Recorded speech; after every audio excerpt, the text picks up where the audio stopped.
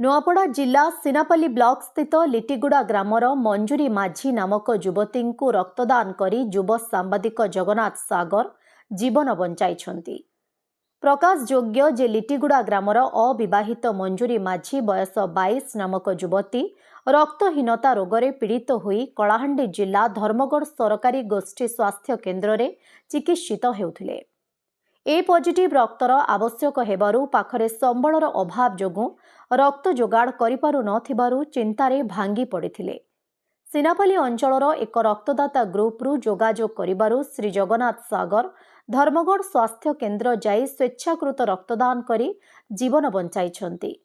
श्री जगन्नाथ सागर एहा पूर्वरु 54 थर रक्तदान करी अनेक निरीह लोकंक जीवन बंचाइछंती।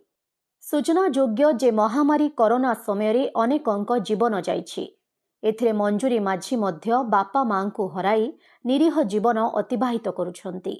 भाग्य को आदरी असहाय अवस्था कालातिपात करुथुबा बेले एबे रक्तहीनता रोगरे पड़ी जीवन मरण सह संग्राम करुछंती। गरीब श्रेणीर होइथिबा बेले आज भी दारिद्र्य सीमारेखा तले रही जीवन अतिबाहित करुछंती। नामको मात्र जमी थिबा बेले पर घरे कुली मजूरी करी जहा मिले सेथिरु चली थाए। एभली परिस्थिति रे रक्तहीनता रोगरे पीड़ित थिबा बेले बारंबार रक्तर आवश्यक पड़ुथुबारु एबे चिंतित रे रहिछंती। एभली परिस्थिति रे सरकारी साहाय्य सहयोगर हाथ बढ़ाइले निरीह मंजूरीर जीवन बंचिजिबो बोली ग्रामर जनसाधारण प्रकाश करिछंती। नुआपड़ा जिल्लारु जगन्नाथ सागर रिपोर्ट ओडिशा हाइलाइट समाचार।